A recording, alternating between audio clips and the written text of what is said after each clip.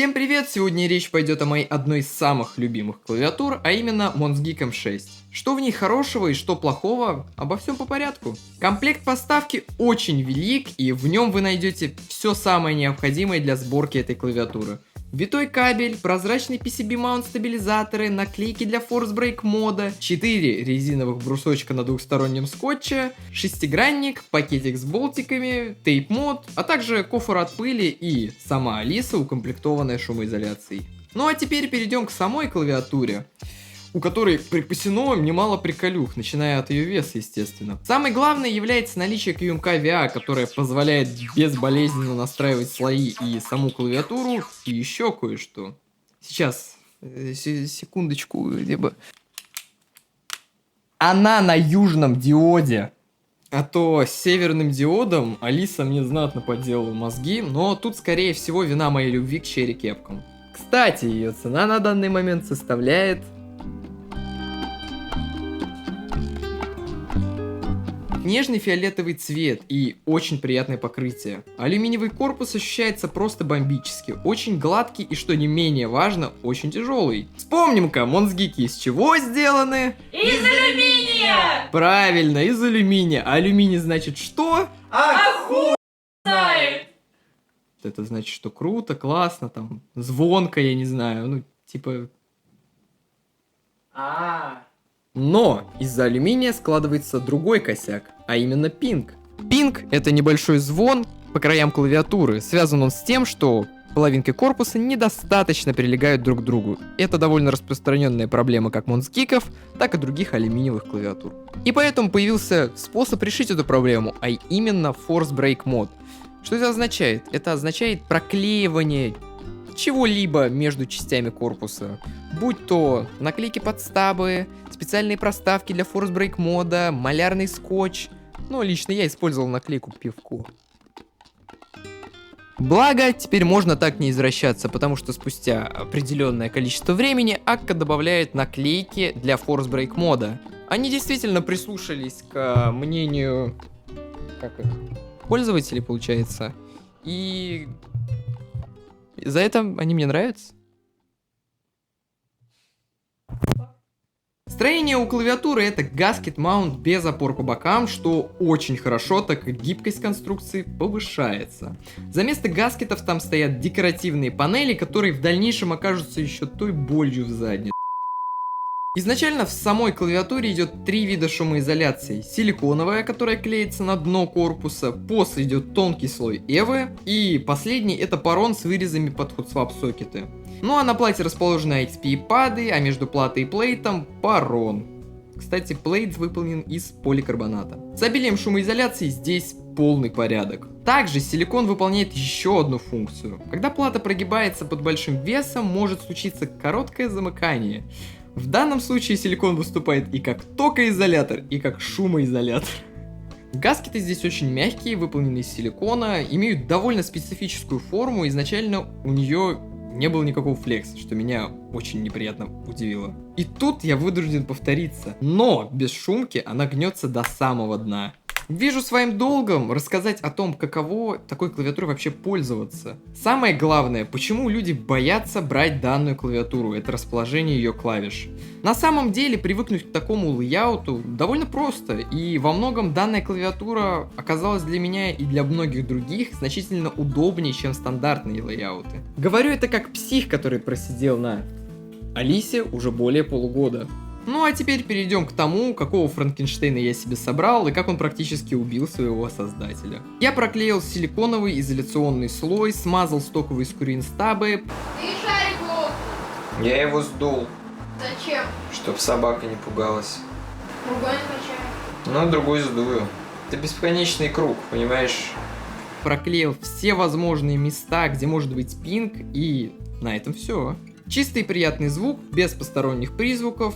Предыдущая Алиса, вот это, значительно глуше, а это позвонче. В качестве кейкапов я взял клоны пурпуритов от iFei с даблшот литьем и ровными буквами на модах. Вообще, это 2 сета в одном. Ну, а Алис у меня, как известно, теперь 2, ICR и M6. Первая у меня для игр, а вторая для повседневного использования и работы. И в целом я очень рад, что я выбрал именно этот сет, так как он им идеально подходит.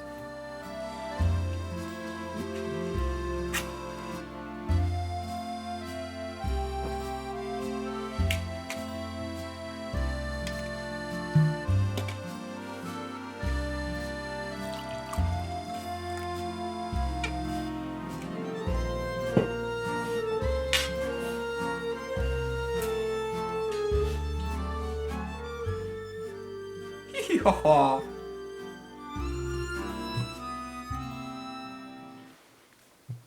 Куда катится моя жизнь?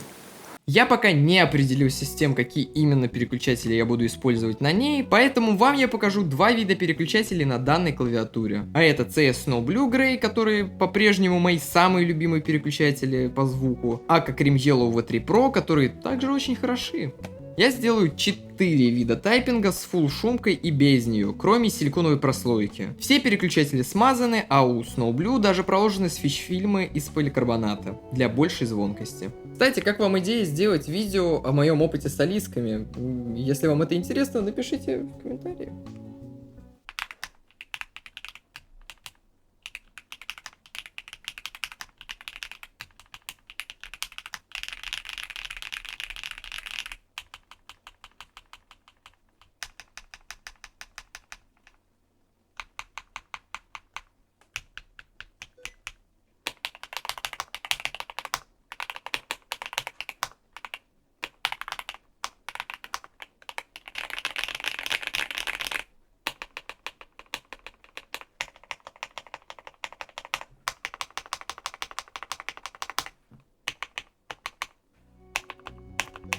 Данными переключателями я бы не стал использовать шумоизоляцию, так как они должны быть максимально звонкими. Думаю, даже есть смысл убрать XP-пады для большей звонкости, так как они должны быть звонкими.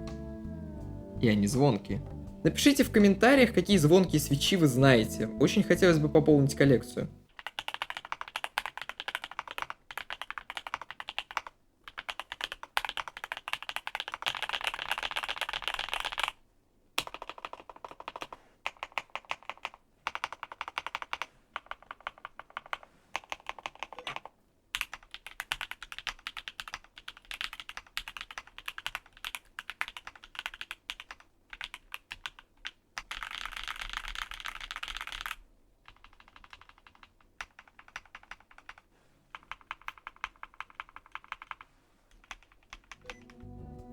Вот тут я бы предпочел использовать шумоизоляцию для большей глухости, так как они довольно глухие, и в сочетании с ней получается глухой приятный звук. Тавтология, но вы меня поняли. Я какое-то время не мог понять, почему клавиатура ощущается такой глухой даже со звонкими свечами. По итогу причиной стали XP-пады. Разумеется, глухость билда это не особо плохо, просто я люблю, когда клавиатура максимально звонкая. Я даже подумать просто не мог, как сильно это глушит звук. Я, разумеется, еще подумаю над тем, какой билд я соберу по итогу. Следите за шортсами, и через какое-то время вы увидите тайпинг моего итогового билда. Перед тем, как говорить о собственных впечатлениях, я бы хотел напомнить о недостатках и преимуществах. Недостатки. У меня большие вопросы к этим металлическим вставкам по бокам. Они пингуют стоки, и их приходится проклеивать всеми возможными и невозможными средствами, чтобы они перестали звенеть. Однако радует, что АККА предоставляет в комплект проклейки для решения данной проблемы. Следующий вопрос — это заявленные 1000 Гц. На бумаге они есть, на деле эта информация не совсем достоверна. К сожалению, при быстром одновременном нажатии двух клавиш герцовка понижается и довольно сильно. Если быть точным, мы получаем 62,5 Гц. Я не уверен, что эта проблема печатной платы больше похожа на ограничение софта.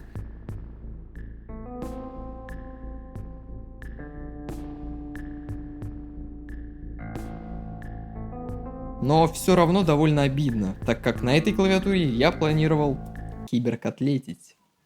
Преимуществами я хочу выделить ее угловатый дизайн, который мне безумно нравится, отличный комплект поставки, шумоизоляции, великое множество.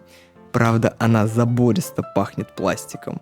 Есть возможность менять профиль звука, вынимая шумоизоляции, делая различные приколы.